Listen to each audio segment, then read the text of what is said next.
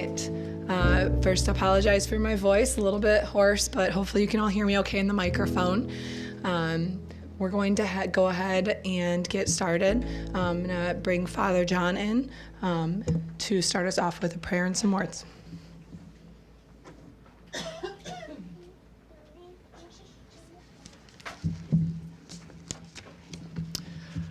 Good evening, everyone. My name is Father John Whitlock, and I had the privilege of witnessing the wedding vows of Haydn and Delaney back in September. And so Delaney asked if I would offer a prayer this evening and then maybe just a couple words before you continue to share your memories. So we pray. Holy Lord, almighty and eternal God, hear our prayers for your servant, whom you have summoned out of this world. Forgive his sins and failings, and grant him a place of refreshment, light, and peace. Let him pass unharmed through the gates of death to dwell with the blessed in light. Accept Haydn into your safekeeping, and on the great day of judgment raise him up with all the saints to inherit your eternal kingdom. We pray, Father, mercies and God of all consolation, you pursue us with untiring love and dispel the shadow of death with a bright dawn of life. Comfort your family in their sorrow and loss. Be our refuge and our strength, O Lord, and lift us up from the depths of grief into the peace and light of your presence.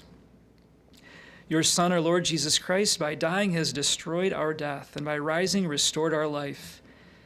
Enable us, therefore, to press on toward him, so that, after our earthly course is run, we may reunite with him and all those we love, when every tear will be wiped away.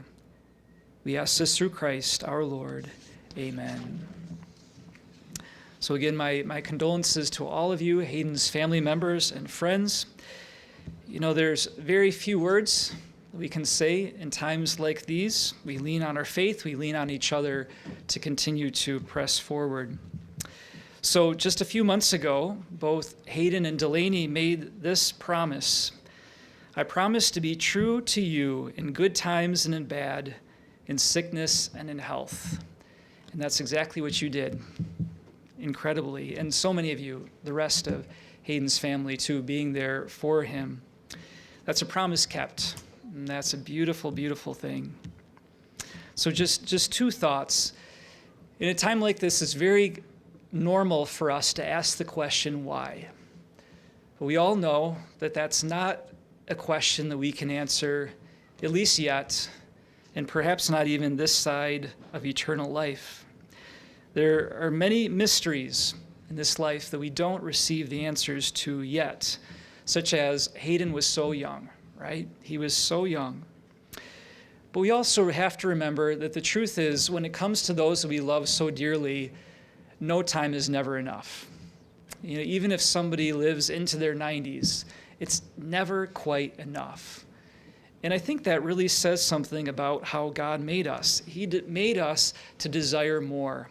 He made us desiring eternal life. And if he made us that way and it's not possible, then he's a really bad God. But we don't believe that.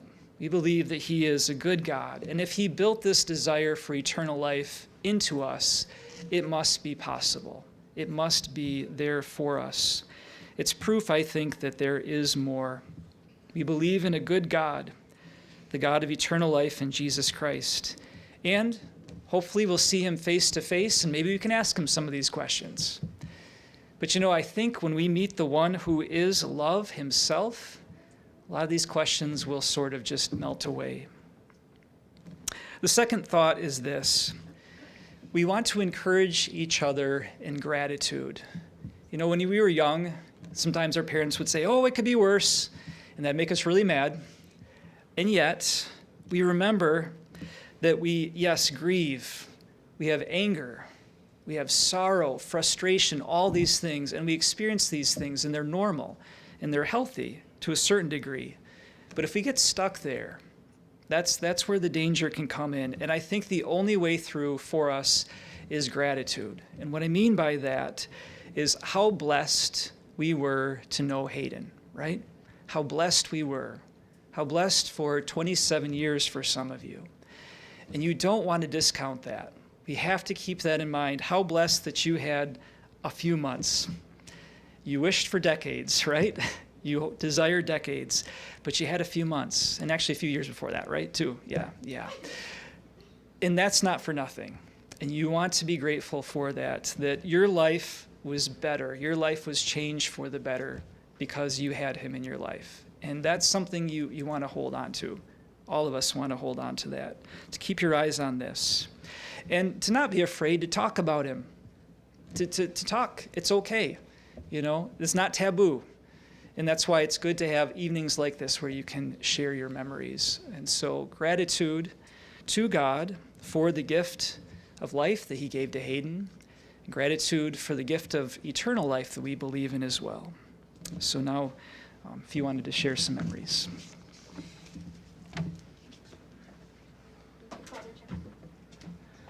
All right, are you ready? Okay, turn it over to you. Okay. Thank you, Father John, for your beautiful words to share about Haydn. I'm sure you all know me by now, but just in case, I am Delaney, Haydn's wife. Throughout the last month, the family and I have endured the unimaginable. Watching someone you love so dearly experience such a tragic fate was unbearable. But through this time, we were able to find strength and pockets of joy in each other. Family is one of Haydn's greatest pillars in life. He was an expert at bringing people together and forming unbreakable bonds. And I'm so proud to say he will always continue to do this. I know he is so proud of the village it took to endure the last month. He provided us so much strength, hope, and love. The second greatest pillar in Haydn's life was his friends, which I now know was almost everybody he met during his 27 years with us. Haydn sought to find a friendly face everywhere, and even when there wasn't one, he would make one. He made friends with strangers at the bar, people he was supposed to be competing with while golfing, and even encounters during his yearly mystery trips or vacations at the condo. His love for people shines even more brightly in this time of sorrow. His friends and acquaintances, providing the most enduring stories of his love and kindness, are a true tribute to the beautiful life he provided so many, and because of this, he cannot be forgotten. The third greatest pillar was simply having a great time doing anything. One of the things about having a larger-than-life husband is that I will find his love sprinkled around me every day. He made me enjoy each moment of life. When it rains, I'll think about us jumping in puddles around our apartment. When it snows, I'll be reminded how he grabbed my hand and slid me around the ice in our front yard. When it's cloudy, I'll be excited to stay inside and watch our favorite shows. When the wind is so strong, I'll remember your hand pulling my hair back so I can see where I'm going. And when the sun shines down, I know it's you warming me up, encouraging me to take a walk or sit outside and feel the grass. At the time of our wedding planning, I regretted not writing each other vows. And to that remark, Haydn replied, "But won't the entire day be a vow to each other?" And although I thought that was a very smart way to dodge writing our feelings down, it was sincerely true. Haydn did not always have the best way with words, but you surely felt his love in just his actions and presence. Now, instead of referring to words on paper for comfort, he gifted me and those he loved the chance to find him in everyday occurrences. When you see a formation in the sky, a red Volkswagen Bug driving around, hear one of his favorite songs, take a ride on a dirt bike or a snowmobile or a Jeep, play a round of golf, share a Miller Lite with friends, attend a sports event, do excursions on vacations, win a video game, enjoy outdoor sports, find yourself laughing at one of his jokes, or suddenly misplace your keys, that is Haydn with you.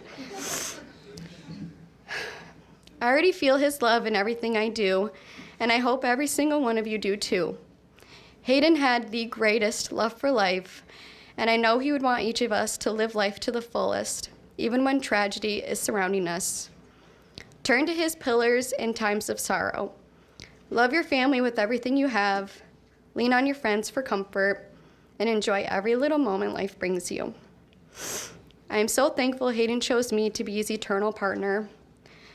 I will never know a heartbreak deeper than this, but to love deeply is what I will choose to remember instead. I love you, Haydn James, and until we meet again. Thank you.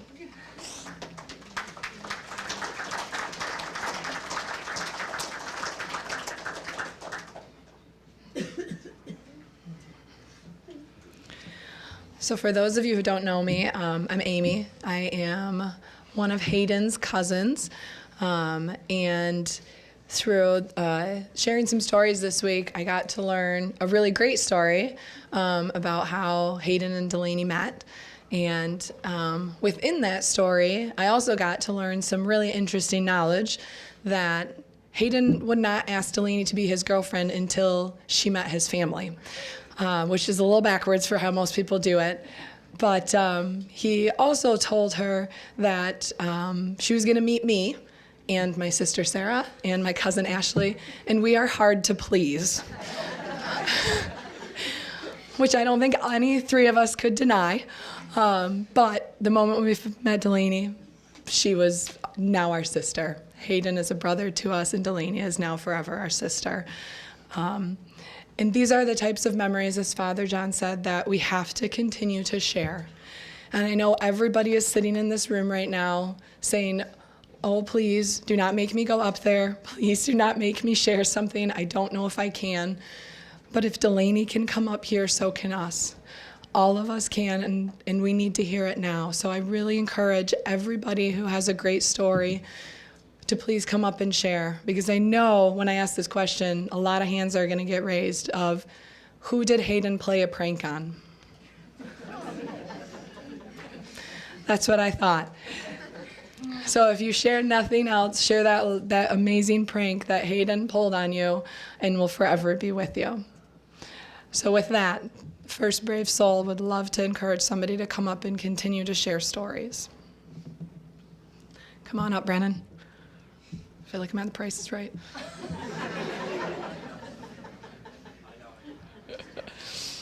I don't have a prize for you, so I'll just start with a hug. I'll make it a little easier.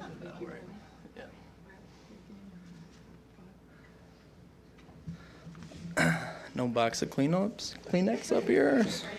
All right. Thanks, guys.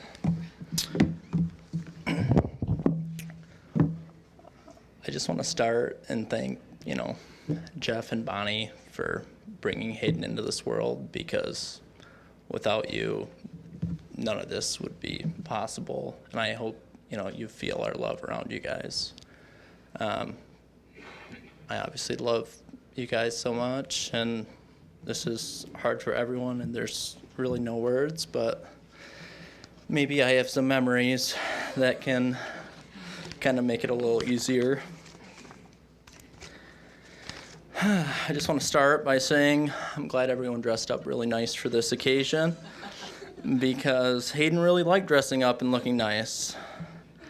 We all know he was a model before he became a businessman. I always thought it was funny and gave him crap for going into the world of business, knowing he mostly did it so he could dress up nicely every day.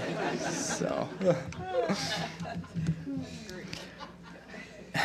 Haydn and I were not always friends, and a lot of people don't know that about us. We met in middle school and maybe had some encounters playing the same sports growing up, but didn't really get close until high school. Haydn was a bit of a bad boy early on in high school. And thank goodness, it truly was a phase, but if he was never the troublemaker he was, we would have never became friends.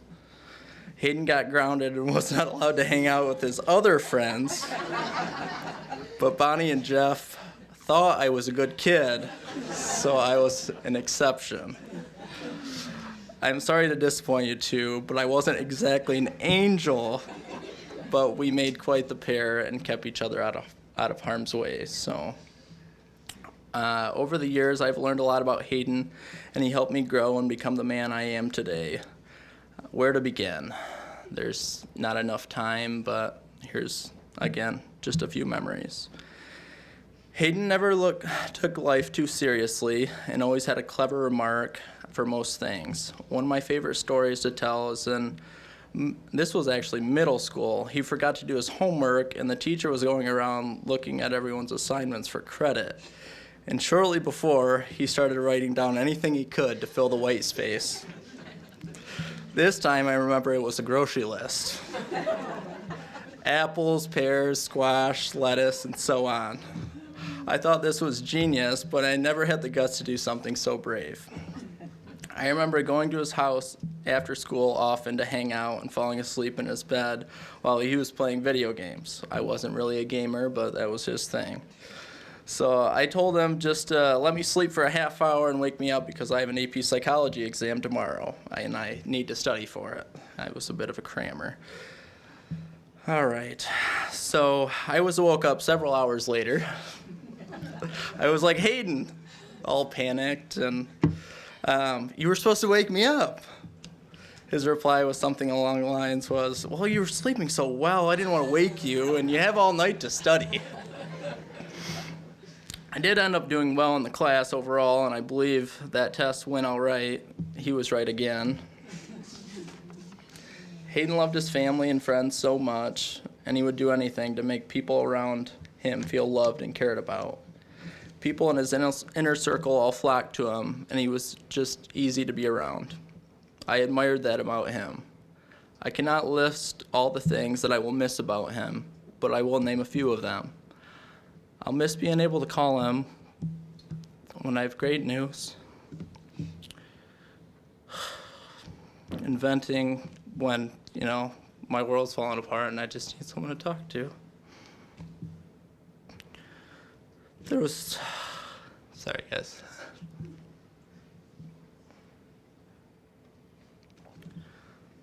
There was never any judgment in that. He always had a sarcastic joke or something to say to break the tension and make me laugh.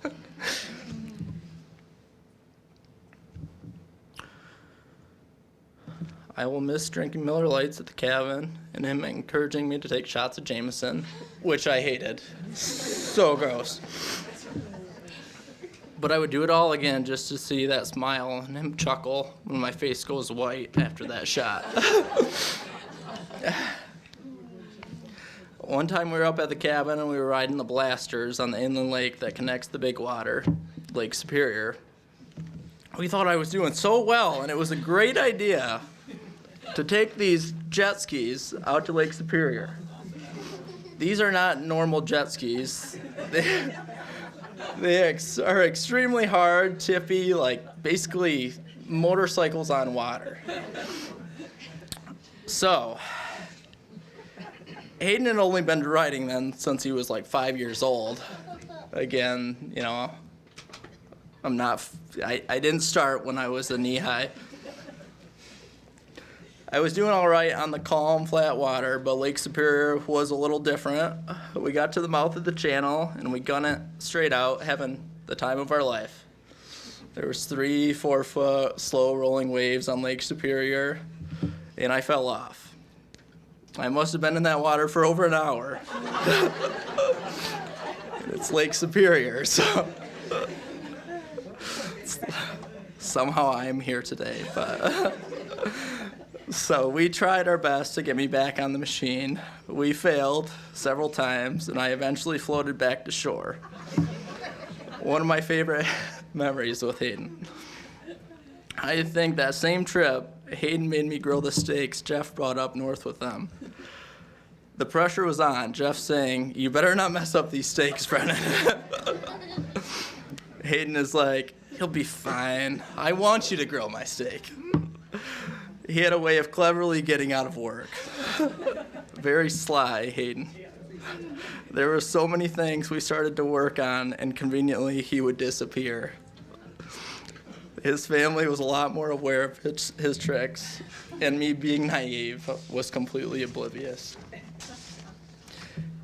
Haydn showed me what true love looks like and what I want to find someday in my partner.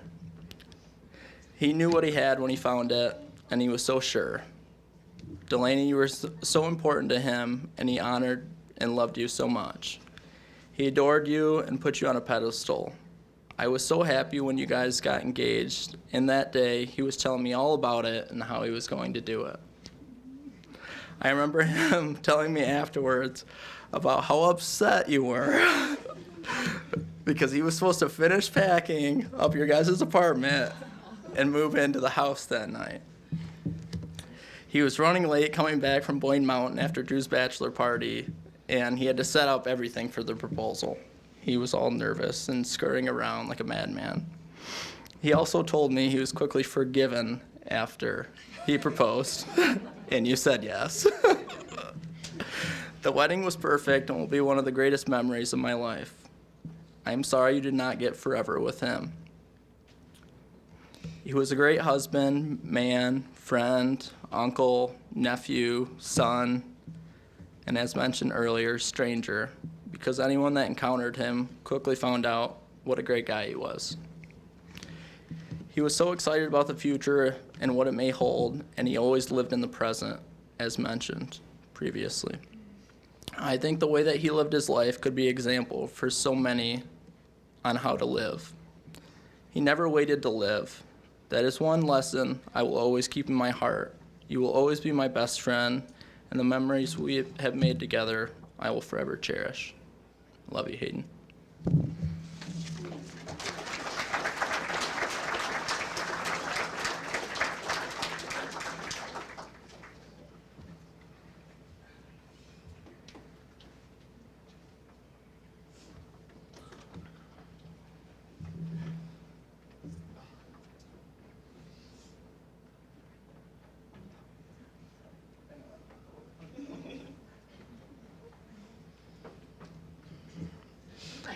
Thank you, Brennan. Mackenzie? You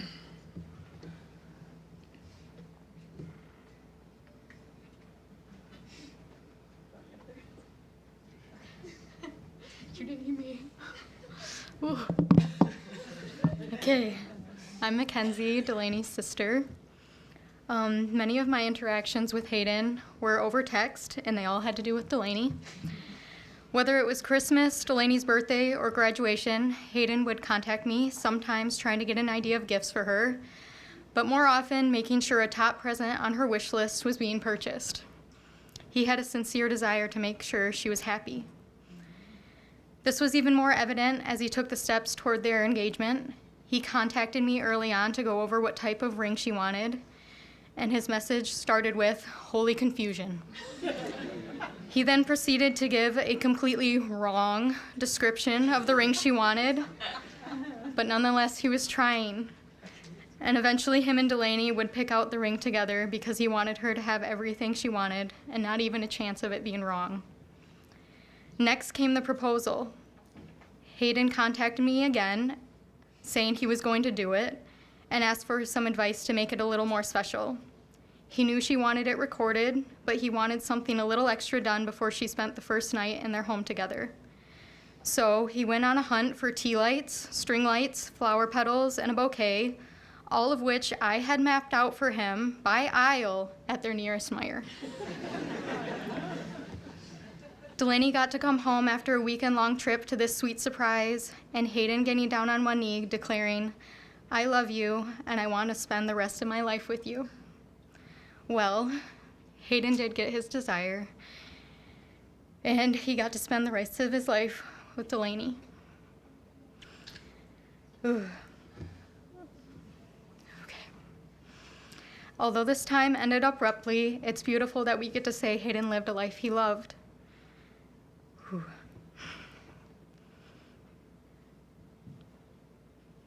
Ooh. And I hope through this time of grief that Delaney and Haydn's family can remember that. I also hope that all of you remember that grieving him as a testimony to just how deeply he was loved. Unfortunately, there's no moving on from this, only living through it and carrying it with you.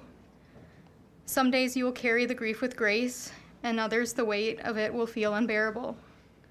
On those unbearable days, I hope you seek out a way to embrace Haydn's memory.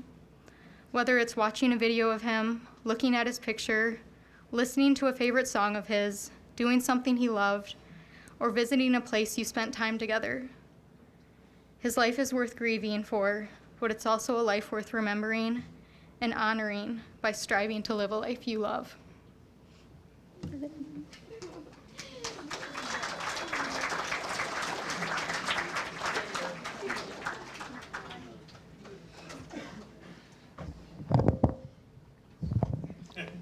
Thanks, Mackenzie. Yeah, come on up.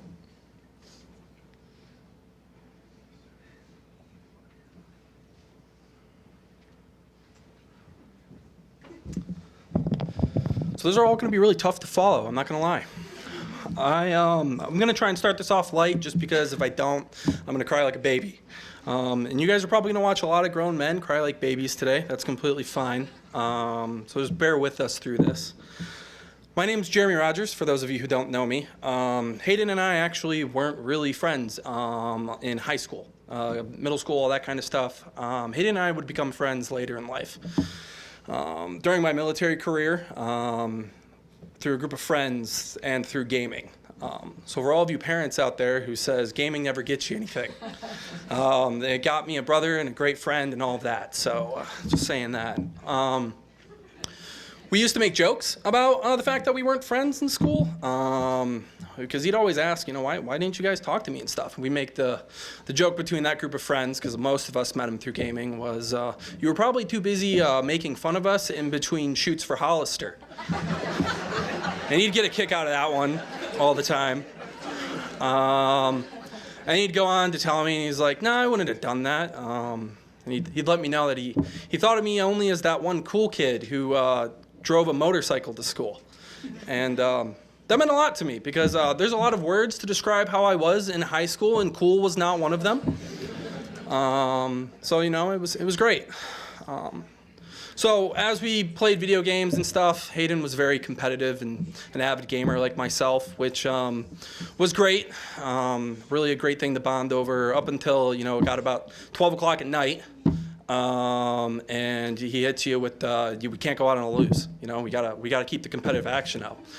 I think the game at the time we were playing was Destiny, really big team competitive game or whatever. And there's a lot of mechanics to that don't work well when you're not sleeping. So after about 20 or more losses, we'd finally get the win at 3 a.m.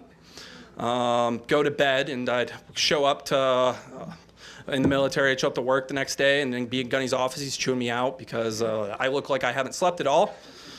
And you can't really tell Gunny, well, sorry, Gunny, Haydn told me Crota thought gingers sucked, so I couldn't let that one slide. So I would just sit there and be like, yeah, Gunny, sorry, I just couldn't really get to sleep last night. So yeah, that was kind of what started that all off. But it wouldn't be until later in life, after I'd left the military and was going to school, that would really start how Haydn and I really became close. I was attending Northern Michigan University, attending a degree that really wasn't getting me the education I wanted. And in one of those gaming sessions again, he mentioned how Davenport had the same degree plan. And that was a shock to me because I thought Northern Michigan was the only person who had that degree plan. Within a week, I had applied and been accepted to Davenport, and I wasn't sure where I was going to be staying or who I was going to be with or anything like that. And he was like, you should be roommates with me. So through some fighting with housing, because they were originally going to stick me in a room that didn't have any windows. And they were like, we can't do that anymore because it's actually a violation of fire code. And I was like, well, I knew that, so I don't know how you didn't know that. We ended up moving into a different apartment, and that was where it started. And rather than a prank that was played on Haydn, I will share a prank I played on him. We were moving in that day, and I had found a Smirnoff Ice in my packaging. I don't really remember why it was there. I must have just had it and put it in a bag and forgot about it. So I put it in his bathroom. He walked in there, saw it, immediately looked at me with disgust. He was like, I can't believe you've done this to me, and then he chugged the thing. And that was the start of what became a very wonderful friendship. So we would go on to continue working through all of that, and that was when I really got to know, what everyone has talked about today. The kind of person Haydn is, super social, always fun to be around, always looking for the best in people, always looking to have fun. Many of the stories I was thinking about talking about today probably aren't ones that he would want to be shared. So there's that. Those are for the after party if you guys want to hear about those. So a couple of the ones that we do have, I remember, was we had gone out for a Halloween party, was what it was, at one of the local bars. And if you guys have ever gone out with Haydn and been in that environment, he talks to everybody. I don't know how he does it. Maybe he just gets a couple of those shots of Jameson in him and he just gets really social, but he talks to everybody. And I was going through pictures and stuff. I found this video of him. There was this guy dressed up like Borat. Probably had one too many drinks, but he was having a good time. And Haydn was just recording a video of him together with the biggest smile on his face. Just so happy to be there and stuff like that. And I was looking at it and I was like, I don't know how you do that, man, but good for you. Another one, and if there's any officers in the crowd today, this story isn't true, but I worked at Founders during my time in Grand Rapids before I ended up finishing my career and stuff, and there was a time where a bunch of us were supposed to go out and after I got off my shift and stuff, and they wanted to come to Founders, but one of the people in their group wasn't old enough to drink. So I couldn't let him in because we after 9 you can't be over 21 or anything like that. Me, being the very intelligent bar industry person I knew who usually didn't care about minors and stuff, but specifically was really bad at checking fake IDs. So I sent him over to a bar over there, and the ID got confiscated. It wasn't Haydn's. It was somebody whose name I won't mention specifically right now. Get a couple drinks in me, maybe we'll have that story. But their ID got confiscated, and most people would look at that situation and be mad. They'd be like, dang, this sucks. I want to go out and have a good time. Not Haydn. He didn't miss a beat. So they immediately found somewhere else to go. We went out. After I got off my shift, I went over there. And I kid you not, I walked in there, and he was talking to some random guy, bought him a beer, was playing bar games with him, had no idea who it is. I walked up to the people in there. I was like, who's that guy? And they're like, I have no idea. And Haydn just started talking to him. And I was like, yep, that's Haydn, definitely. So yeah, there's a couple of the stories there, but Haydn and I would grow on to have a very great relationship. We would go on, talk to each other about stuff. Anytime I had problems, anything I needed to talk about, get off my chest, relationship advice, stuff like that, I'd always go to him because he'd always give it to me straight. Always looking out for me and that kind of stuff. One of the things they tell you when you get out of the military is to find a group of people to get involved with, build those friendships, because that's what gets you out of that. You lose a brotherhood when you leave the military, and Haydn became that brotherhood for me.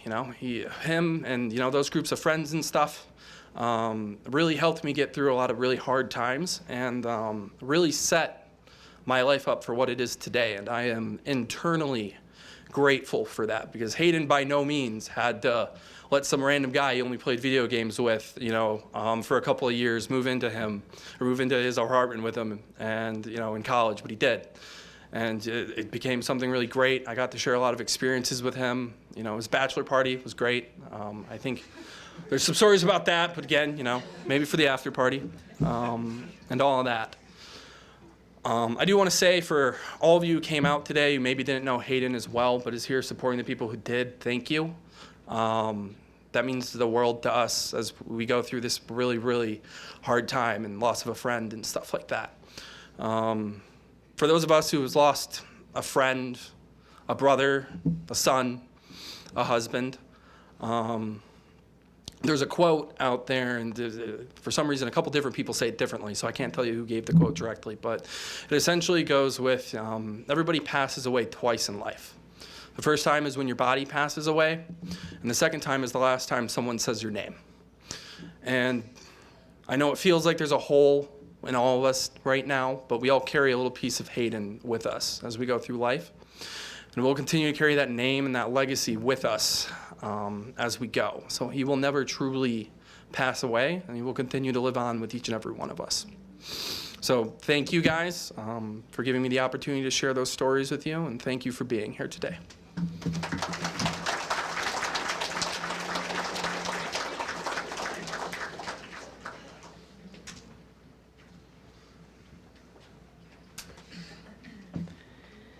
Thank you, Jeremy. That was wonderful. And I already saw my 11-year-old eye me about video games and how he just has a whole new window for asking me to play for video games. All right, yep, come on up. Thanks, Camden.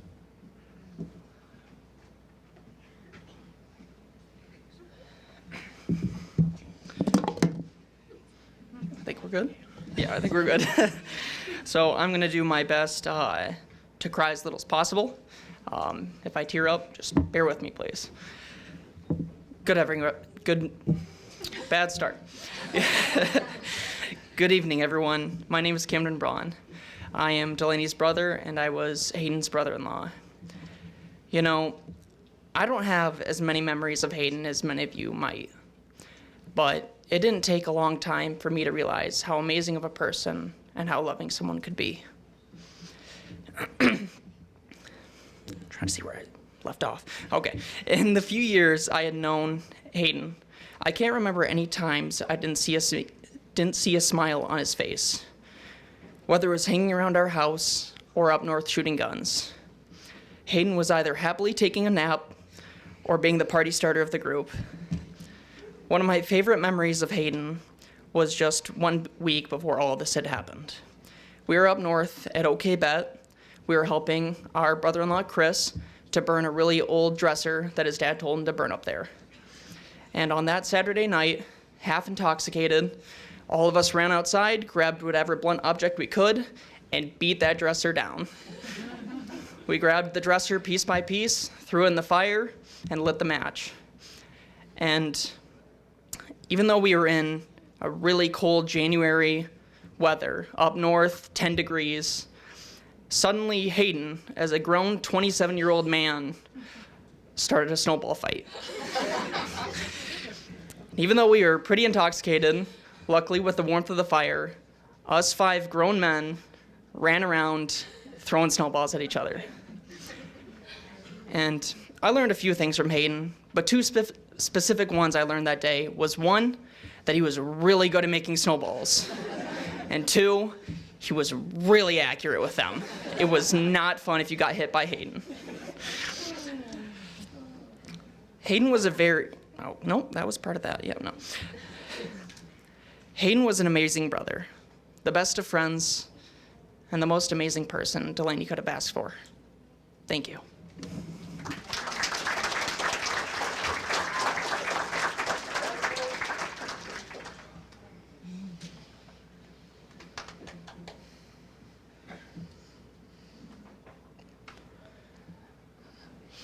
Thank you. It's nice to know that your family also likes to light furniture on fire to get rid of it. It's a weird bond. Coming up.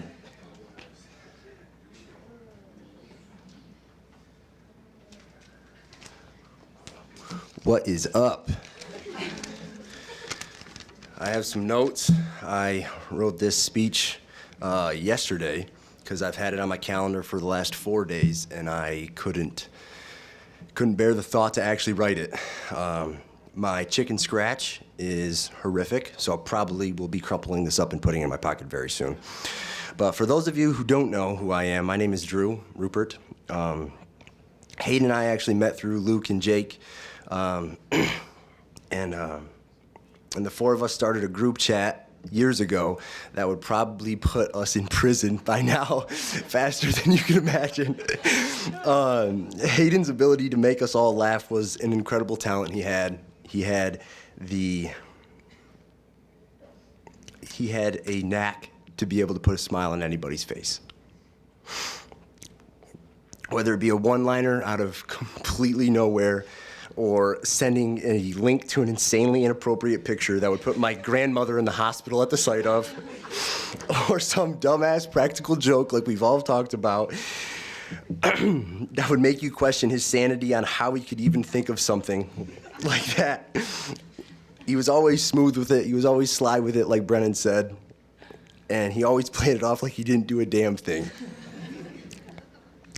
One of the moments that we actually became close, I was actually at MSU, and we went to a house party, and I was underage. I was sorry, Ma, my mom's in the crowd. I was underage, and I was very scared. I was so nervous. We were pre-gaming with some Miller Lite and I believe some Captain Morgan, Luke.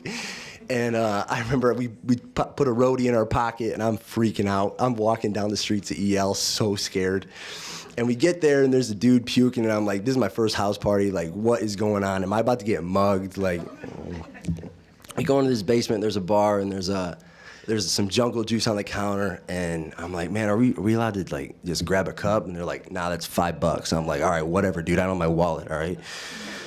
And so I'm standing there with Hayden, and he goes, dude, just watch this. We're just chit-chatting. And there's these two girls standing next to us, and they're talking, chit-chatting, back turned to us, and he just grabs it and puts it in my hand and goes, "There you go." and, and I'm like, "Thanks, dude, but like, what about you?" And he goes, "Oh, just wait for it." And maybe 5 minutes later, some girl walked right up, chit-chat with somebody, turns around, goes to chit-chat with somebody else, grabs her cup, puts it in his hand, cheers, start taking some drinks. And then Jeremy mentioned something about playing a practical joke on him. So this past year, we every year we take a trip up to West Branch, and we call it the Jacket Invitational.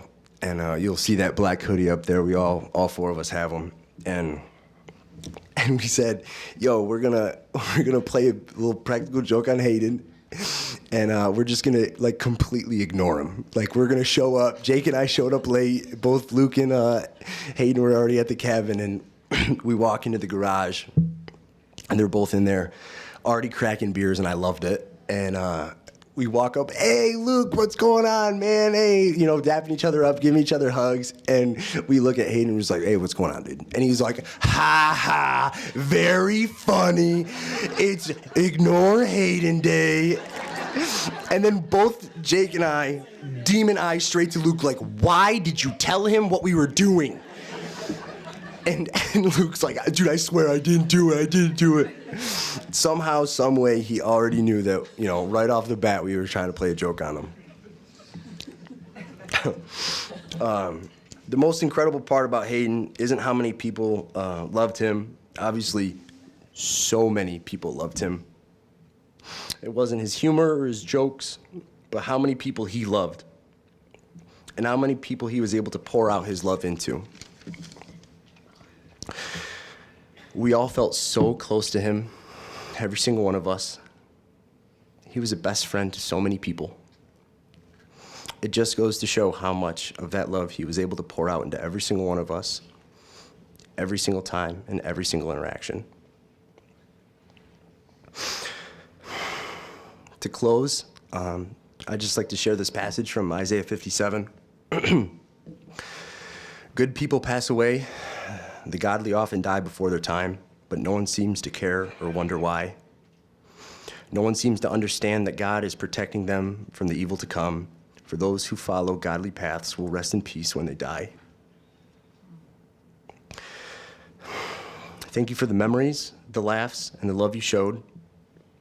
We all love you, and we will continue to love you. Haydn with no E.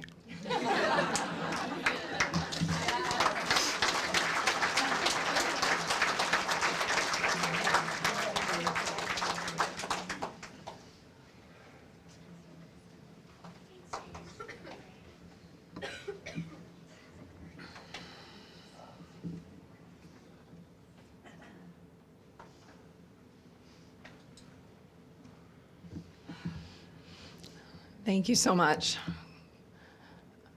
All right, next. Thanks, Sam.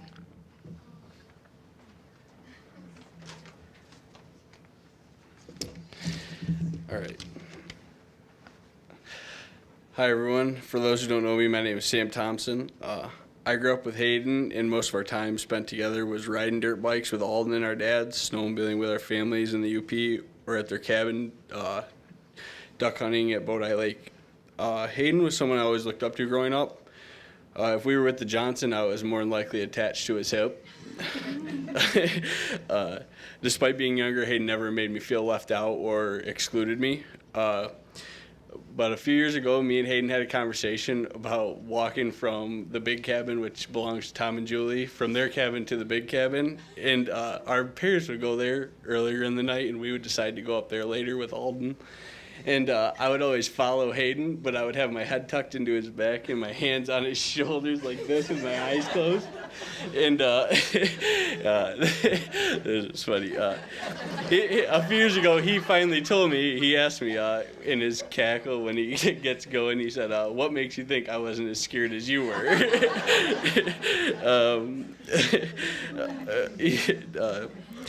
I guess another memory was also from growing up when we were younger. we were hunting on Bodie Lake, and Hayden patience had worn thin, which didn't take long for him. And we weren't seeing any ducks, so Hayden decided to head back to the cabins. And as he was walking back, I turned around, and next thing you know, Hayden was doing tuck and rolls with his gun in hand, making larger than life imaginary shots into the air as he's going back. But to end it, I guess, well, Hayden, I request if you can get a hold of the person in charge of ducks, tell them to send some ducks to Bodie Lake. We'd appreciate it. Rest easy, buddy.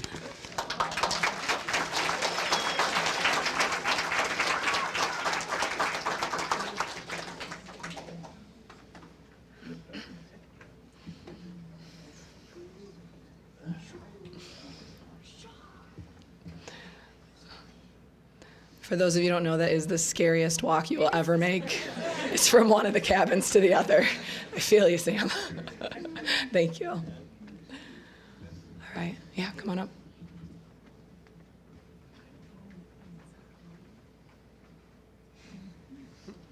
Hey, everybody.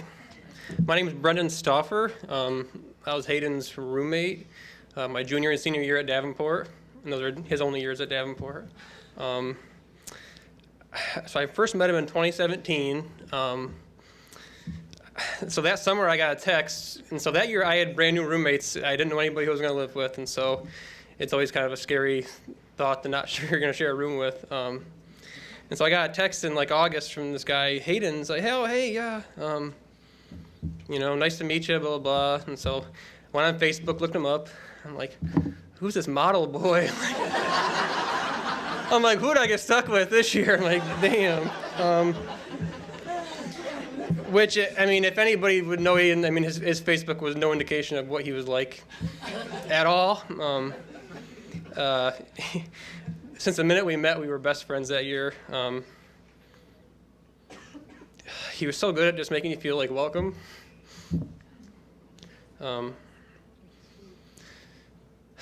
Yeah, sorry, it's kind of hard, but I didn't plan this out at all. So, I mean, there's so many stories. I mean, he was such a fun guy. His laugh, it still plays in my mind. We made so many jokes that year. Me and him had this weird, like, we were so similar, it felt like, that we could just, like, and Delaney could even admit, like, we were, like, telepathic. We could just give each other the look, and we would know exactly what we were thinking, which was awesome for playing pranks on people. He played a million pranks on my now wife, Carrie. We have one where we locked her in the bathroom, and Hayden just was holding the door the whole time, and I mean, she's pretty naive, honestly, but oh, it's locked, and so I don't know, there's just too many stories like that. Hayden has such a passion for life, like everybody said.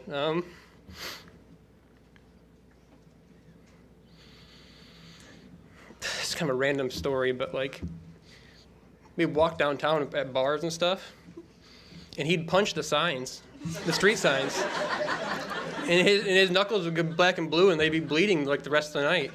And we're like, what the hell are you doing, dude? And I don't know why, he would just start punching stuff like that. And Jeremy will admit, he would do that. I don't know why, every time we were downtown, he punched something. We'd walk down the street, and he'd see a random guy, and he'd just want to fight him for no reason. And, for being a skinny guy, I mean, he was tough as hell. It's like, I don't know where I got the courage from, honestly. The Jameson. Yeah. I'm glad to see a lot of Miller Lite cans around because he loved Miller Lite. Yeah, I mean, there's just so many good times with Hayden. He was always so much fun. He always encouraged me to do things, I felt like. I mean, it's hard to find a friend that would do that, I feel like. But he was a great wingman. Honestly, he was great. You couldn't ask for a better wingman when you went out places, I swear. And so I'll probably end with my favorite story. So our first year together, we had another roommate who was, I'll be nice, he was very odd. He didn't come out of his room.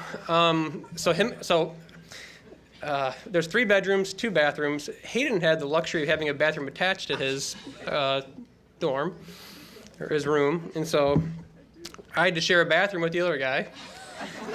And so the other guy did not shower one time that whole semester. Which was great because I had the full bathroom, so I won't say too much more about him, but he was very odd. And so there's so many good times of when we'd be playing pranks on a roommate. It's not even on purpose, just Hayden was always down for a laugh, and I swear I laughed harder with him than anybody else. Probably the best story from that year to tie in with our weird roommate. I had the flu really, really bad that winter. It was probably the worst sickness I can remember having. And my girlfriend took me to the doctor's office to get tested, and so I had the flu, and I felt so horrible. And so I get a text from Haydn, and he says, "Hey, John, our roommate, yeah, sorry, he's moving out." I'm like, "Okay, why?" He's like, "Yeah, he said he hates you."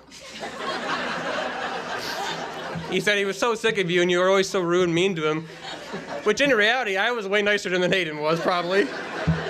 And so I felt terrible sitting in the doctor's office. And so I'm like, damn, okay.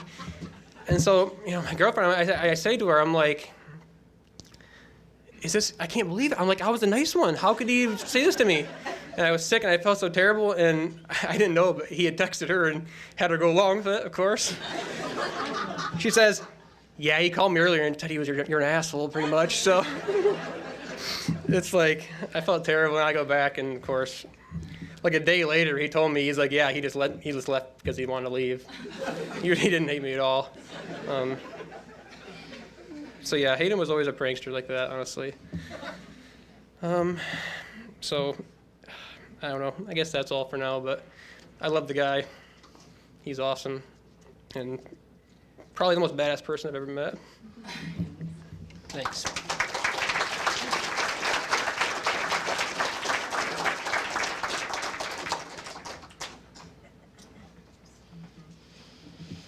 Those are some good stories. It's amazing how well thought through all of his pranks were. I don't know where he found the time to think of every angle with these pranks, but somehow he did. All right. Yeah, come on up, Joey.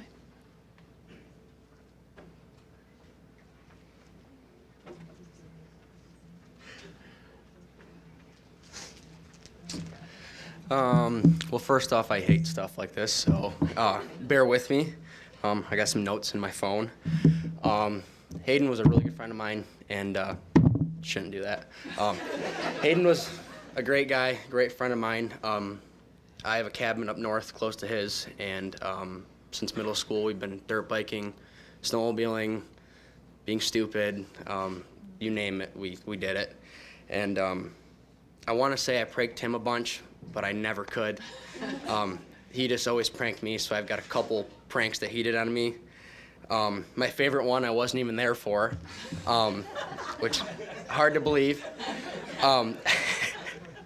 My cousin was staying at my cabin, and his truck looks just like mine. And Haydn thought I was up, so he drove his dirt bike into my entryway and just revved it. I mean, as hard as he could. And my cousin comes out in his underwear. He's like, "What the hell's going on? Like, who are you?" And he was like, whoa, like, "You're not my friend. Like, this is really awkward." And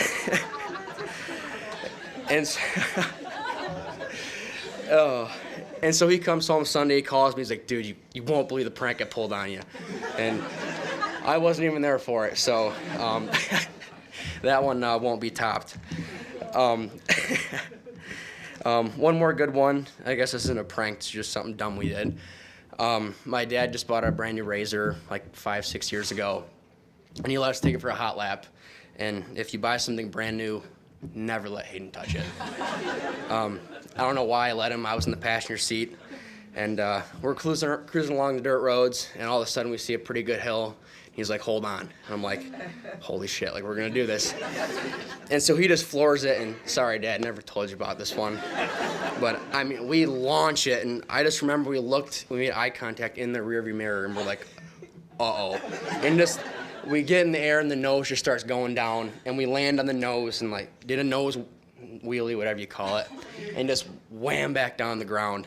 And we just looked at each other, started laughing, and we went like 10 miles an hour the whole way home. And we've never been in a side-by-side together since, other than Jeep. And it's probably for the best. But yeah, me and Haydn have dirt bikes, snowmobiled our whole life. We've done a lot of dumb stuff on them. We've learned a lot together. Jeff has taught us so much. Alden has been with us, Sam, Jake, everyone. And it's a passion that I plan on keeping forever. And now I have no excuse to suck when there's a line I'm too scared to do. I can just remember Haydn would do it. And I'll at least try it. I'll break my sled, but I'll try it. So that was pretty cool. And then I got one more thing to share with you guys, the sad part. So I was up north last weekend at my cabin when I heard the news on Saturday. And so I hopped right in my Jeep, grabbed 2 Miller Lights, even though I hate them, and went over to his place, and I sat on the back porch, cracked him one, left it on the counter, cracked myself one. Took me about 20 minutes to drink it, gagged the last bit, but I got it down, and I know he was there with me when I did it, and I'm very glad I got to do it. So thank you guys for coming out, and I love all you guys, and hope I did good, so thank you.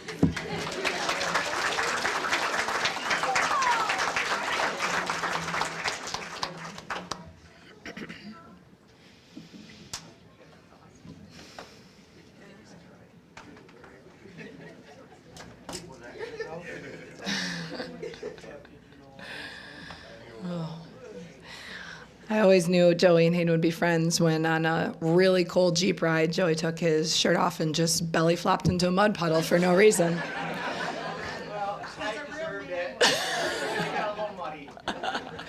We knew you were good people then.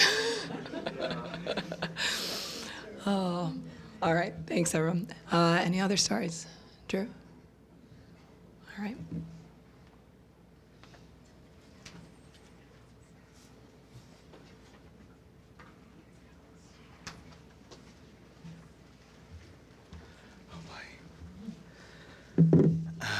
Hello, for all those that don't know me, I'm Devin. And I'm Drew. And so when I think back to my childhood, Alden and Haydn were there for so many core memories. Just a walk or a bike ride down River Lane is all it took. We would stay up all night playing RuneScape, Mario Baseball, James Bond, Mario Party. It was always Haydn and Drew against me and Alden. Big brothers against little brothers, and Haydn and Drew always hated it when me and Alden always beat their ass. Haydn, thank you for being the best of friend to my brother. You two are always partners in crimes, with me sometimes being an accomplice. And by accomplice, I mean there to film the stupid shit you did together. I remember one time I videotaped you, Haydn, pouring a beer down Drew's throat at Bonnie and Jeff's house in the kitchen. Our parents saw the video somehow, blaming my mom for snooping.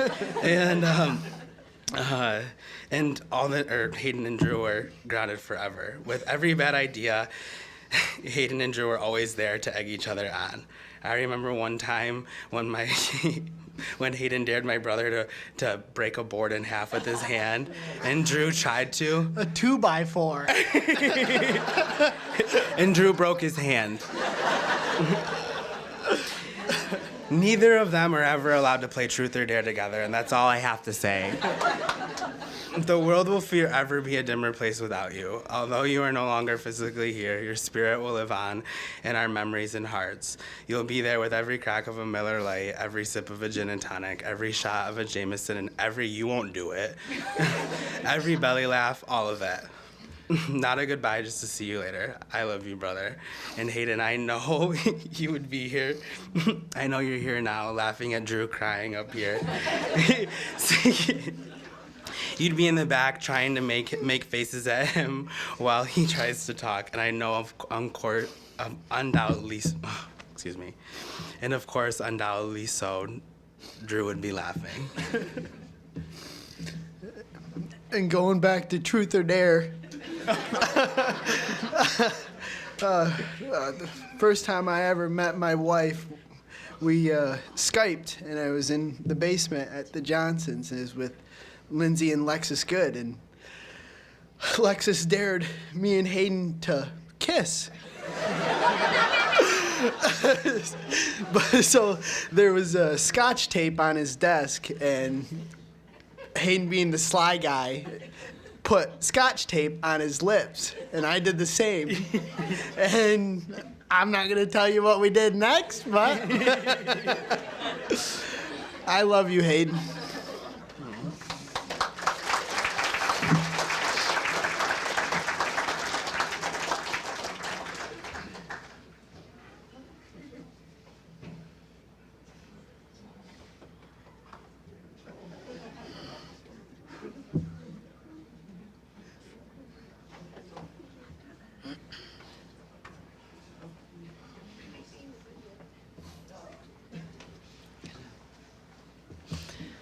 Believe it or not, that was the PG version of probably how that could have went. Yeah,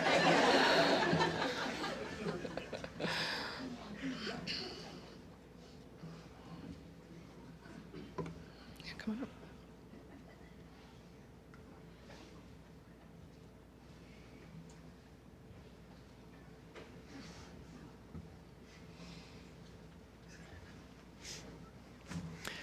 Hey everyone, so I'm also one of Haydn's former roommates, so I lived with him after his time with Jeremy and Brendan.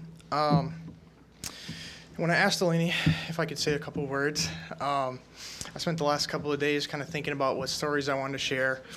And what I learned is when you live with someone for so long and you spend 24 hours a day with them, your memories kind of just become your everyday life. Haydn wasn't someone that I would, see monthly and go on some crazy trip. He was the guy that I would get off of work and we would go home and say, hey, do you want Sonic corn dogs? And we'd be like, all right, let's go. He was the guy that, at 2 a.m. I'd go upstairs to get a drink of water and I'd see him still in his room gaming. So I just wanted to share a story just kind of more about who Haydn was as a person. And if you know Haydn, everyone says he loves Miller Lite. That's one of the two things. But he also loves hockey. I haven't heard anyone say hockey yet. So when we lived in Grand Rapids, we were so close to the Griffins. Great opportunity to see some of his favorite hockey players going through the minor league system. And so our first game together, he wore that jersey right there. It was a Tuesday game, dead empty. Nobody goes on a Tuesday. That's why the tickets were so cheap. We got to sit actually right in the front row on the glass. It was me, Haydn, our other roommate, Dalton. The bad thing about Van Andel Arena is they sell their Miller Lites in tall boys. Probably not a great combination for Haydn. So 6 deep on a Tuesday, Haydn was getting a little rowdy. Sitting right behind the penalty box, he spent 3 hours in a row screaming at the opposing players, telling them they suck, banging on the glass, having an absolute ball. He was having so much fun. There was no one in that arena. He even got on the Jumbotron. He tried to chug his beer. It didn't work out too well, but that was just the way he was. Again, like everyone's been saying, everyone loved him. He loved talking to people. I think an hour of that time he spent talking to the staff worker at the arena. I don't know why. He could have been watching the game, but he'd rather talk to the 80-year-old staff member. He even convinced him to give him a free T-shirt. It was a triple XL, so I don't think he got much use out of it. But that was just the kind of guy Haydn was. He had that kind of kid energy about him. When we started living together, I wasn't 21 yet. He was like 25, we used to joke. So we'd always say he's the old man, but really, he acted like he was the kid. He had that kind of energy about him. There was a couple other kind of stories I want to share about today, but I know everyone's been talking about his pranks, and in our golf league that me, Alden, and Haydn were in the last 12 weeks, Haydn had this prank that, again, if you know him, he was a gossiper. Haydn loved to gossip. I won't tell you some of the things he said about people that may or may not be in this room. I'm just kidding. But he was a gossiper, and his favorite thing to do was to get you talking about someone, and then he would act like they were behind you.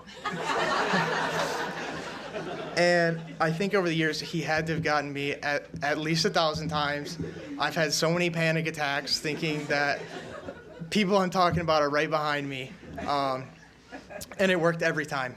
You'd think after so many years it wouldn't work, but it does. I'm glad to say that I was able to get him successfully one time at our last week of golf, and that was one of the last times I saw him before the hospital. But I'm really glad knowing that in 50 years, when I look back on all the times that he got me, I know I at least got him one time. And I know I'm going to miss going over to Delaney's house, watching our Sunday TV shows. I know I'm going to miss him coming in the living room saying he needs his whiskey nightcap. I never saw him go to bed after the whiskey. I think he just liked whiskey and didn't really want to admit it. But I'm going to miss those times, and those are the things I'm going to remember, 50 years down the road when I'm going over to Alden's house and when I'm going over to Delaney's house. But that was just the kind of guy that he was. He was just so kind. He made friends with everyone. As everyone said, he just loved telling jokes. He never shied away from saying what he wanted to, and I think that's what everyone in this room is kind of going to remember about him. So thank you guys all for being here.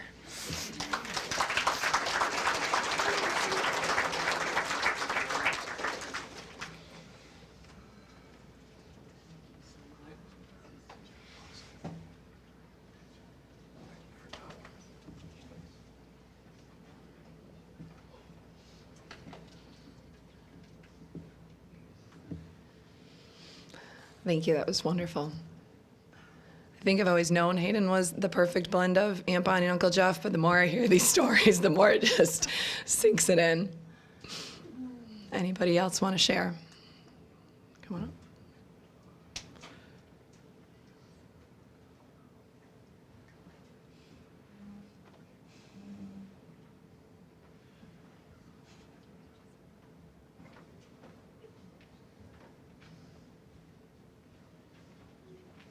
Hi there. For you who don't know me, I'm Parker Thornton. I wasn't planning on doing this because I didn't think I could keep it together. But here we are. I saw Drew do it, so I'm like, you know what? I got this. Let's do this. What could go wrong? Me and Hayden have been friends for God knows how long. We grew up together. We're 7 days apart. Me and Hayden I had a bad accident in middle school. And I lost all my memory. And him and a couple other buddies were there to pick up the pieces. He helped me through school, helped me push me in a wheelchair, did all sorts of things for me, and was there the whole way. With that being said, was unfortunately a lot of my memories from younger really isn't there.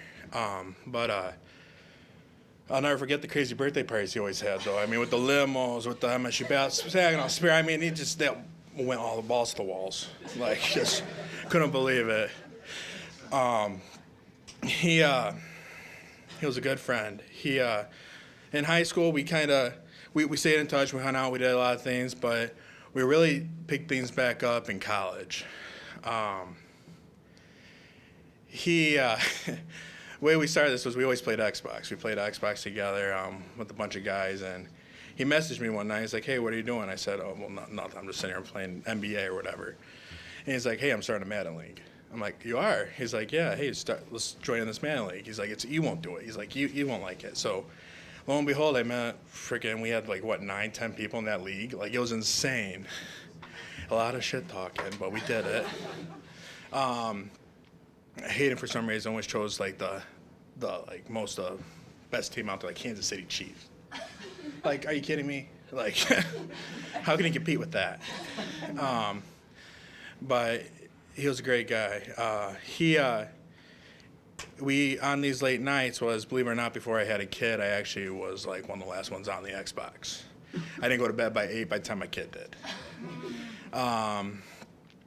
We used to have a lot of heart-to-hearts on Xbox.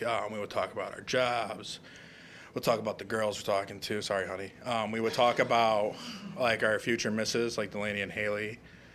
He was the first person I told I bought a ring for Haley. At first he thought I was kidding. We have a very warped sense of humor. We kid about a lot of messed up things I won't repeat here. But he thought I was kidding.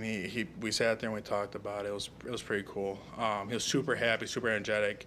Played a lot of silly pranks. Like one time we were cruising the pits when they brought it back. And well, first of all, we cleaned up a whole car. Find out that we couldn't take that car, so we took the Beetle. And we actually got pulled over that night by a state trooper. We thought it would be a great idea because we saw everybody else doing burnouts and stuff to take the Beetle right off of Washington Street, take a right down 21, and he just gunned it. Like, and we went on 2 wheels, and the cop was there and said, "Look, sir, we're not trying to kill anybody tonight, but go ahead." So let us go. We also almost flipped that thing that night too, but that's beside the point. I just want to say, like, you know, if there's anything, like, we're always all here for you guys. He meant the world to us, and obviously he meant the world to you, and we love you all. And yeah, I did not think I was going to get up here, but here we are. Rest in peace, I guess. I don't know. It's wild.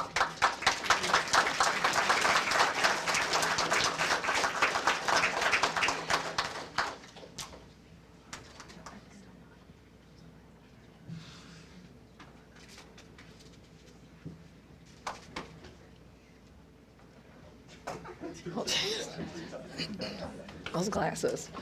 All right.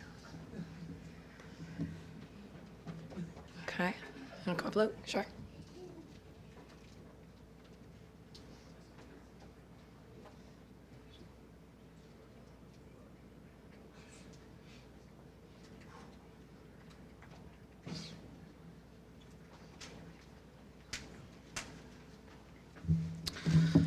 Hello, everyone.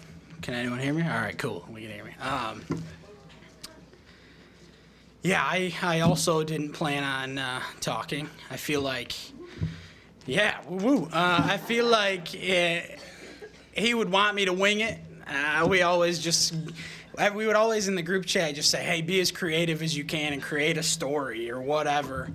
I don't have anything creative tonight. Just some stories and memories. Austin brought up he loved hockey.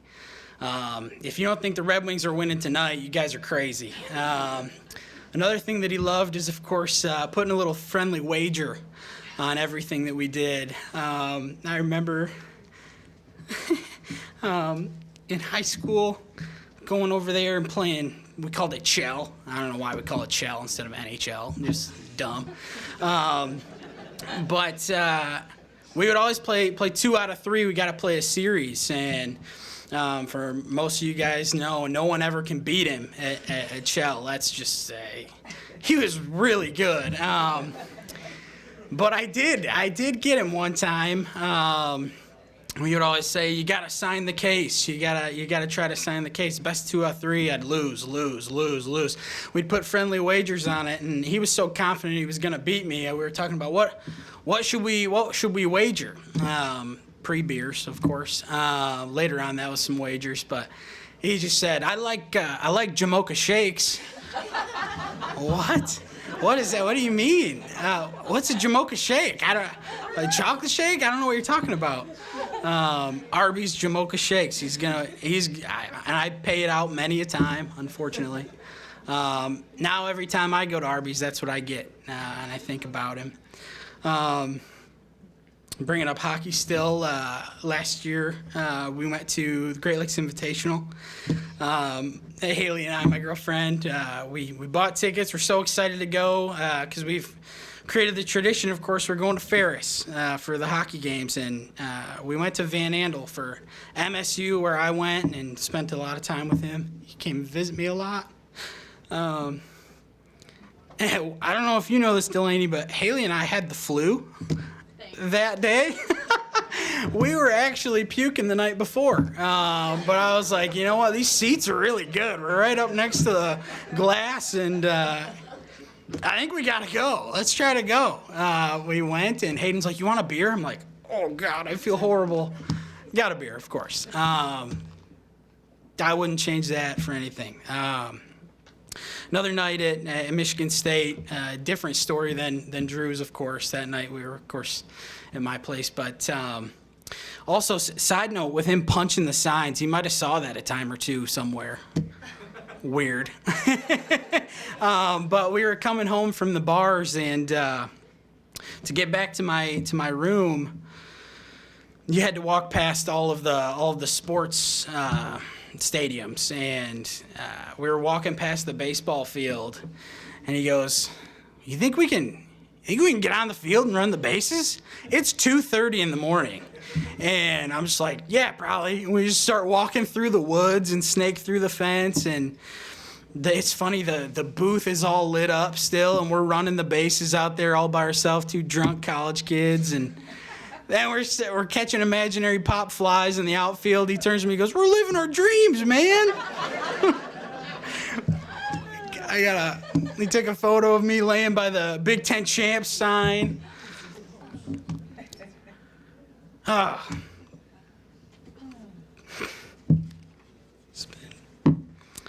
Love you, buddy. I got nothing else to say. Thanks.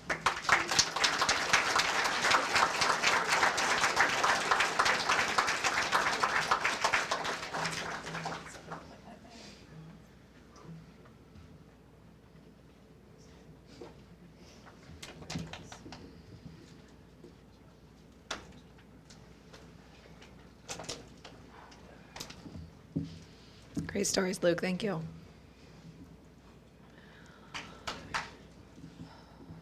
All right. Yeah, come on up.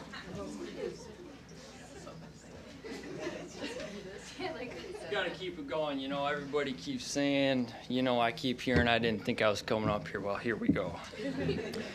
So, I mean, you look at this fine young man and you think, he's never been mad, you know? How could he be, you know? Look who loved him and look how many people he loved, but I got a story for you. We're heading up to my family's cabin, and this is kind of a while ago, back when I kind of first was getting to know him, and he goes, dude, I gotta pee so bad, I'm just mad right now. I thought this dude was joking. I said, what do you mean you're mad? He's like, dude, I've been holding this so long, there's not a rest stop in sight. I'm mad. You gotta pull over. I'm like, dude, I'm not doing it. Sure enough, he gets me to pull over, and I said, no, wait, I see a Burger King up there, get back in. Little did we know there was literally a cop right on the other side of the dang on-ramp right there. Good thing I got him to come back in, but... So a lot of my memories with Haydn are just, you know, at my cabin, because I only got to know him for the 5 years or so that he got to spend with Delaney. And about a week before he ended up going to the hospital, he was able to make it up to the cabin, and he was a high-demand gentleman. A lot of people loved him and needed him to be in their wedding parties and such, so it was understandable that he couldn't make it up a lot. I still got the text of him saying, hey, I'm definitely making it up for this one. And he had a little bit of an experience getting up there. He got pulled over for some nonsense speeding or something.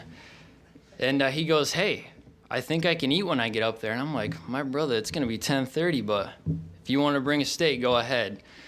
And he shows up, and he's got a nice-looking ribeye. I'm like, okay. And I buy my friends New York strips. You know, ribeye's a little bit too pricey for us sometimes. But I'm making them all on the Blackstone, and I get done and I set them all out, and you can tell the difference between a ribeye and a New York strip, right? But he walks up and he just grabs one of the strips, and I'm like, what? Everybody else grabbed one, I'm left with the ribeye. And I'm like, okay. And I sit down and I cut into it and I take a bite, and I'm like, holy pepper and salt. I don't know if you guys know this, but that man with this pepper and salt, I don't know. Whew, I don't know how he did it. It's popcorn, whatever, he's loading it. But that just, one of the goofier times was this last time we were up there. We just stayed up late, drinking and such, and we get to talking eventually about how life's going with the old ladies at home, And he was never one to complain ever about nothing. He was just a happy man, and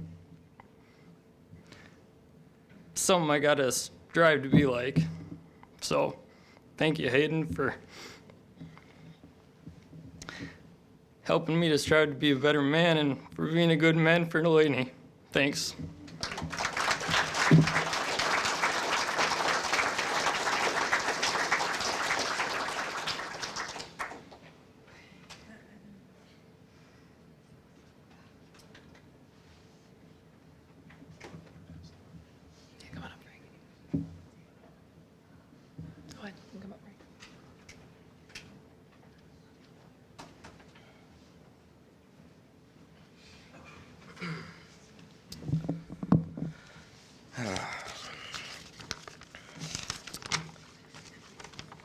Hello, everyone. My name is Frank Acosta, and Haydn was one of my best friends. It's hard for me to pick one specific time or memory that stands out, because honestly, they all do. I love that our friendship was simple, and whether it was eating pizza, watching a movie, or even us attempting to fish last summer, I knew that I could always count on his quick-witted humor and bright spirit to light up everything around us. So fun fact about fishing last summer, we only had one pole. So we just kept taking turns, and I think we just wanted to just hang out. And we got more snagged than anything. And Haydn was like, we're not gonna rip the line, we're just gonna jump in. So he swam out there and got us unstuck and brought it back. And but we didn't catch anything that was probably more than 2 or 3 inches. But it was fun. Your friendship was consistent and steadfast, and I just want you to know that I cherished every second of it. I'm really thankful that we happened to sit next to each other in class at Davenport. One of my favorite memories from that season of life was when we went down to Texas for BPA, and just also all the nights we would spend hanging out and talking about the future jobs we wanted to get, or laughing at jokes that made absolutely no sense at all. And it was at Davenport where I met Drew, and they introduced me to Twisted Teas. And one of the first things I remember Haydn saying, too, was, "You look like my friend Drew." that was one of the first things I remember him saying to me.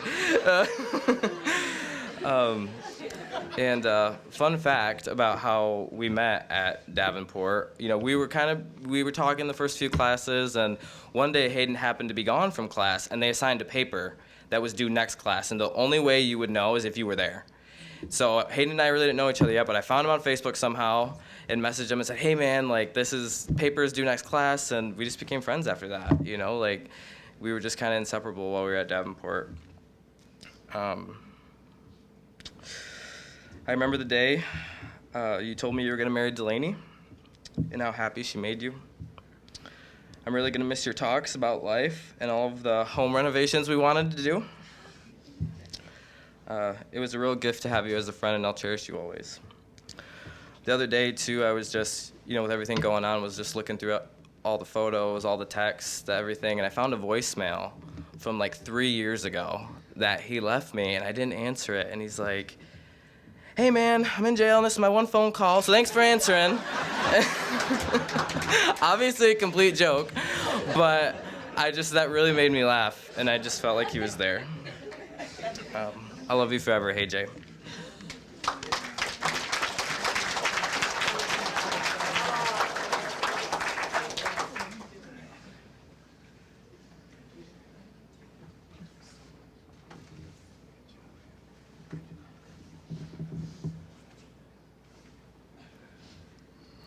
Great stories. Thank you so much. Yeah.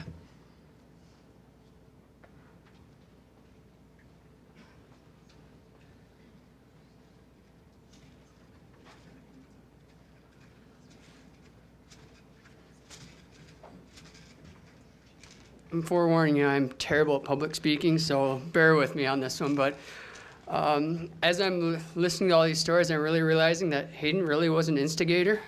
And that's kind of where my story is going to come from here.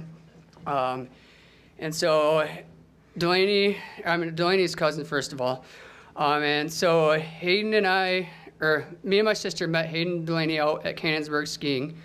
And we're going all day trying to teach my coworkers how to ski. And Haydn's doing his thing.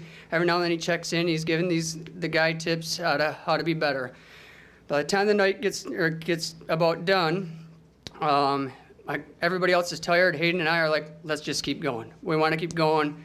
Everybody else will hang out. We'll meet up at the end and we'll talk to it, or we'll catch up with them when we're done. So Haydn and I are riding up the ski lift. It's at Cannonsburg, and they got this 5 to 6 foot jump to the right of us. And on the way up, we're sitting there and we're likely talking about Delaney riding on her back all the way down the hill because she can't stand up. I don't know what the hell was going on there, but and so he stops mid-sentence. He goes, "We got to hit that jump." I look at him. I said, "You're nuts." I said, "Haydn, I'm 10 years older than you. My body ain't gonna tolerate this well. And if I do, I don't think I'm gonna make it out alive." And he's like, "Well, you're not gonna be any younger next time." Like, okay, asshole, let's go.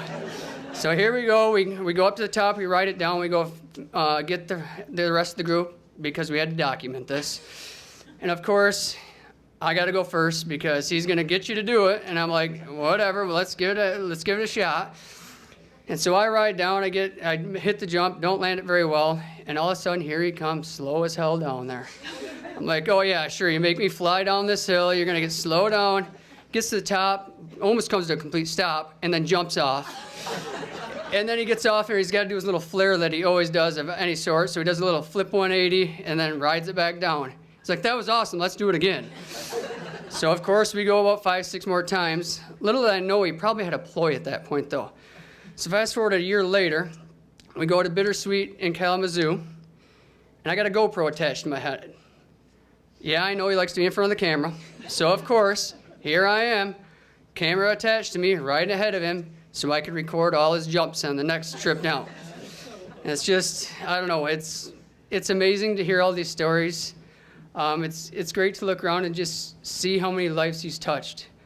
And if you get anything from this, look around. I mean, look at how many people he brought to this. What can we do to strive ourselves to be more like Haydn? Strive every day to be more like him. Let him bring out the best in each one of you. Thank you.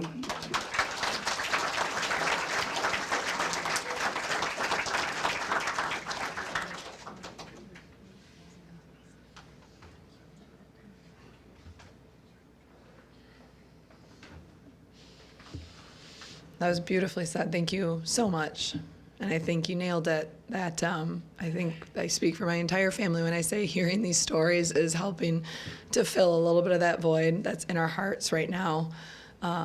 Knowing how much of an impact he had on everybody in this room, how many lives he changed, and how many for the better.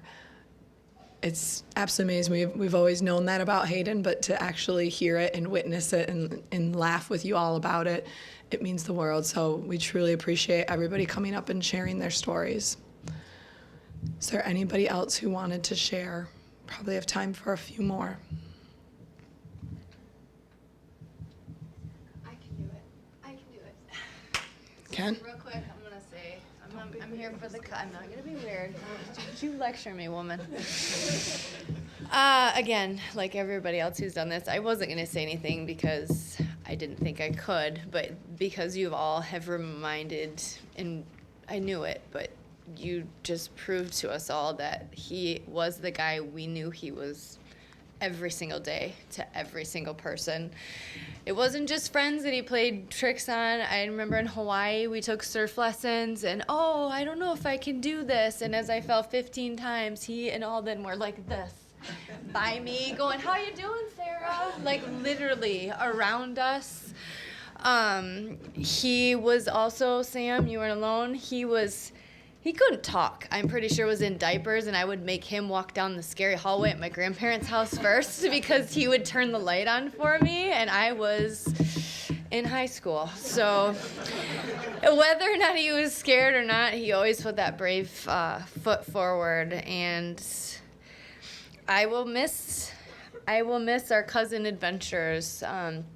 I will miss being able to have the 6 of us, and well, Hannah and Delaney as well, so 8 of us, go out and hear him yell at his brother because we were so excited to all go to the Young the Giant concert, and Alden didn't know a single song the whole time.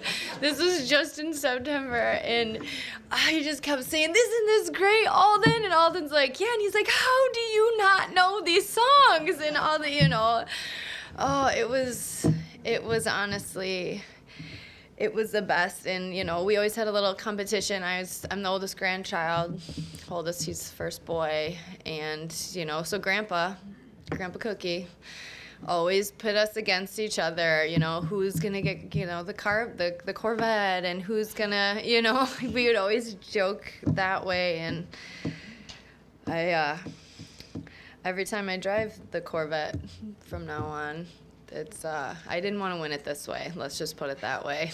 But every time I'm gonna laugh a little bit, and I'm gonna look up at the sky and say, "Grandpa Cookie, this is for us, buddy. Here we go." But on behalf of all the cousins and all of us here, he's never gonna be forgotten. Hannah, Delaney, you're one of the cousins, and by cousins I mean siblings. He's never going to be forgotten. All our cousin adventures, he will be with us the entire time, and he's going to laugh at us and somehow play pranks. We're going to forget tickets. Somebody's going to get locked out. It'll happen, and we'll laugh and we'll smile, but we're not going to stop. So please come with us still. Let's do this. And Alden, you get to pick the next concert because we want you to actually enjoy this one, okay? Love you all, and thank you all for sharing all of these amazing stories about my Haydn, as I call him. Although he was everybody's Haydn, he was my Haydn.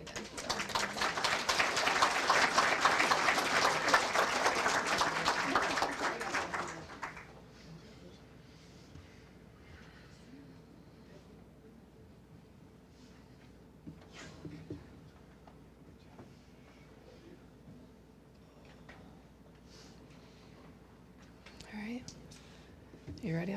That's ready? Okay. Oh, and Debbie's gonna go first? Okay. Go ahead, Debbie.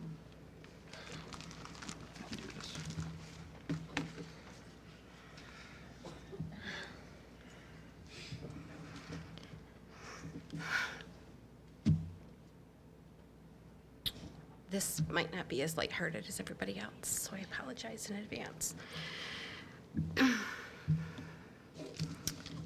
When Haydn was born and I held him for the very first time, this feeling came over me, and I never knew that I could love someone so much. I told him I would always take care of him, love him, and we would have many adventures together. He stayed with me for a few nights when he was about a month old, and I was so nervous that night that I took out one of my dresser drawers, put it on my bed, and put him in it. And I stayed up all night watching him, partly worried and partly in awe of this little person. When Alden was born, he was not impressed. He looked at him in the hospital bassinet, took my hand, pulled me out the door, down the hall, all without saying a word. He did not want to talk about it at all. He then quickly went on to become the best big brother to him. There was competition between them, but always love. To see their bond grow as the years went by was a joy to watch. When Evelyn was born, His role as a big brother took on a new meaning. He became her biggest champion, protector, and partner in crime. When I watched all of them one time, he explained to me what each of her different cries meant, how to change her diaper, and how to fix her a bottle. At night, she would climb his ladder to his loft, where he would scoot over, lift his blanket up, and she would snuggle in for the night, and she was a toddler. As his personality developed, I realized one thing. Bonnie had given birth to a little male version of herself.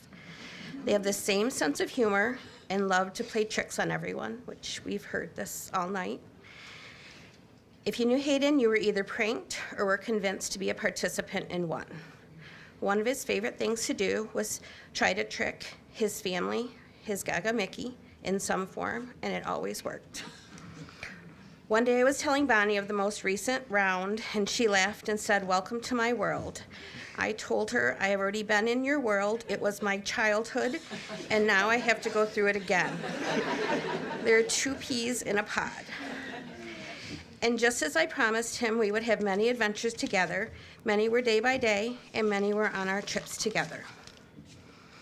And what would a mystery trip be without some of Haydn's sense of humor? I will just say a couple. San Francisco, we were sitting on a pier. I could not figure out why the seagulls were circling and dive bombing us. Haydn had put crackers in my hair without me knowing it.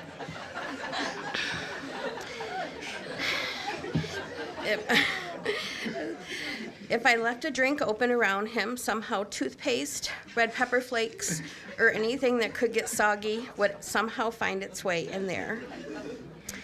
And lastly, one trip we had to get up early for an activity. I went to sleep with both boys still up.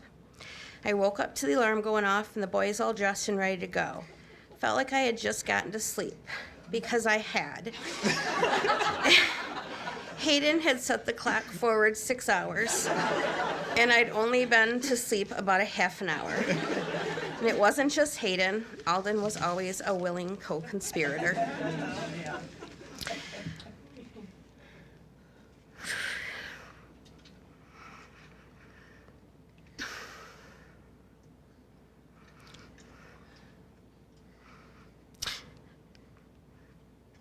Our last trip was to Europe, where all 3 of the kids were together.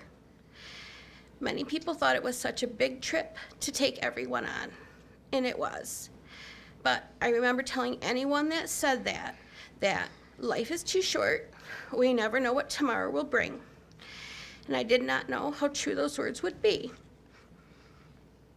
The one thing that brings me comfort is that he was greeted in heaven by his beloved dog Elliot, his 2 grandpas, Papa Bob, and Bonnie and ours dad, Papa Jim, who he is named after but never got to meet. I know they are all getting into so much mischief up there, and that makes me smile. Haydn lived and loved 110%. He gave the best hugs, and I will miss those so much. All of us were blessed to have been loved by Haydn and to love him. I do not know how we will go on, but we will, because Haydn would demand it. We love you, Haydn James, my little Jimmy. Thank you, guys. So great.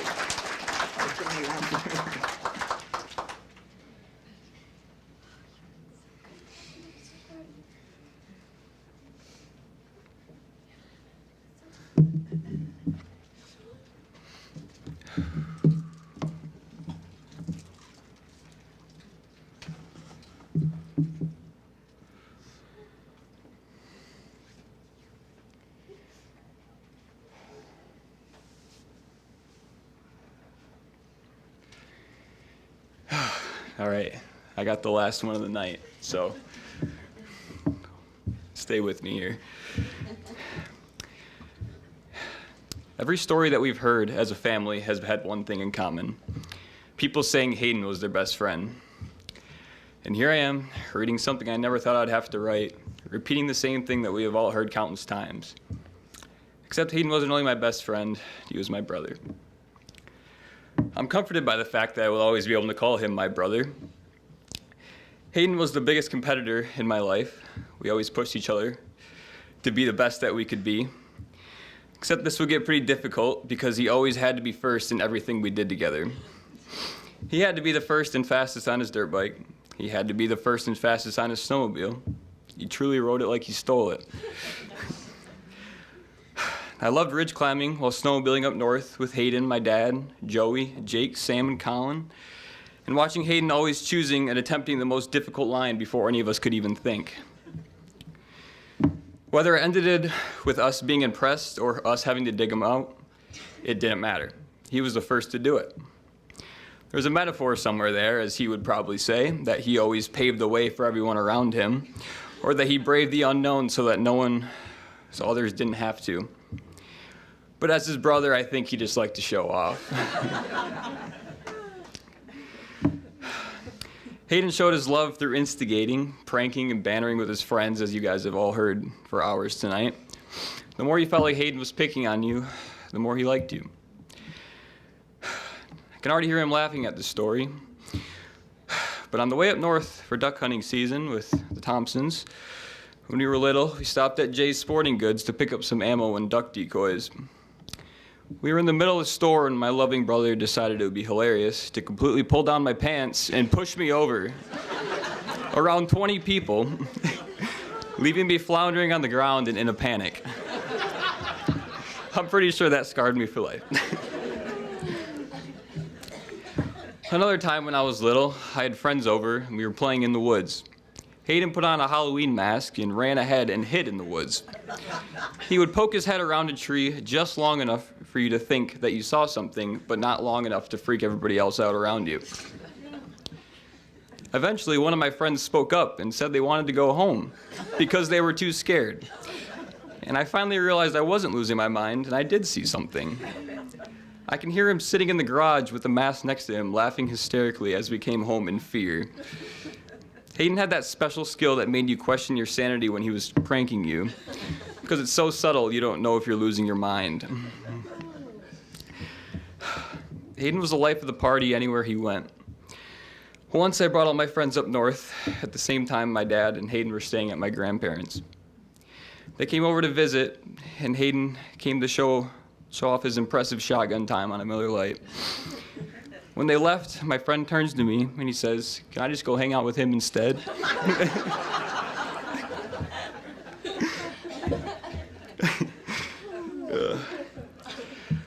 In summer 2021, Haydn, my Aunt Debbie, and I headed west to Zion National Park on our yearly mystery trip.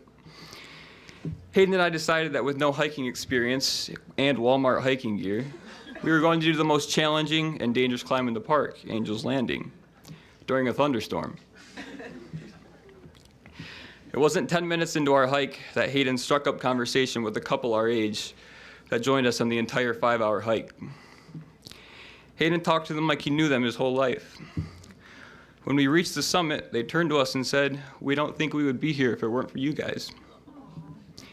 By the end, we took pictures together, exchanged Instagrams, and then we went on with our lives. Haydn just had that special trait which I will envy for the rest of my life. He will become friends with anyone he meets. Everyone who has met him has a special memory. Haydn has made it incredibly hard to grieve, since every memory we have of him has been so special, it quickly turns to laughter. I'm eternally grateful I was able to be a part of the biggest moments in his life. I've never been so excited when he asked me to be his best man and everything that came along with it. His bachelor party was some of the most fun I've had in my life. We went golfing on the sunniest day of the year in an empty golf course. By the 16th hole, some people were wrestling on the greens, some were playing without their shirts on, and some gave up and became fireball delivery men. Some people were playing in a pink dress. Actually, that was just Haydn. After a long Sunday morning, Haydn comes up to me and he says, "That couldn't have been a more perfect weekend." You can tell a lot about someone by who they consider their closest friends, and all of Haydn's friends feel like my brothers. The support and love they have given my family during the hardest parts of our lives demonstrates how much they all care for each other and for us. I know that what he believed in and how he lived his life will live through all of them, and they know. And I want them to know they are always part of the Johnson family. Another gift Haydn gave us was the love of his life, Delaney. It's not often you see two people that were clearly made for each other. And I have never seen my brother so happy and so proud of his wife and the life that they created together. I'm stealing words from Mackenzie here, but we can never appreciate how seriously you took your vows to my brother. You were there through this part of sickness and health that nobody prays to be tested on. You helped navigate the scariest part of our lives with clearness and hope, and you never left his side. We are forever in your debt, and you will always be a Johnson. You will always be my sister. Life is much easier with an amazing big brother. You always have someone 2 steps ahead of you to learn and grow from. Haydn taught me what it takes to be the older brother for my sister Evelyn. Be the strong man that braves the unknown for the both of us and make mom and dad proud.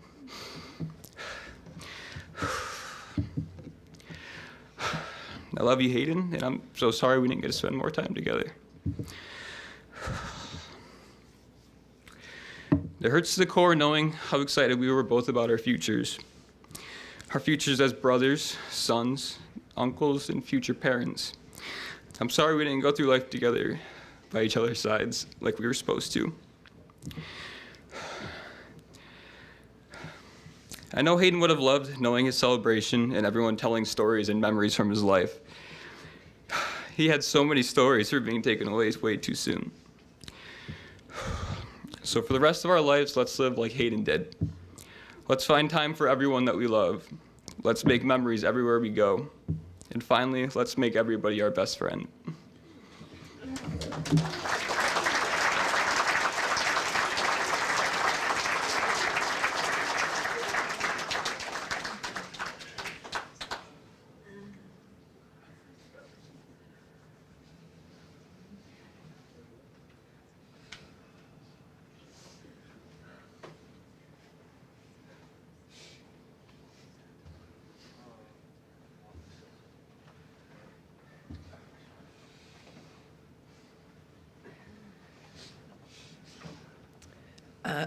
Excuse me. So on behalf of my entire family, just want to thank everybody again. And before everybody leaves, Pat has kindly offered to play a song in Haydn's honor. So we'll allow him to do that. And then thank you again, everybody.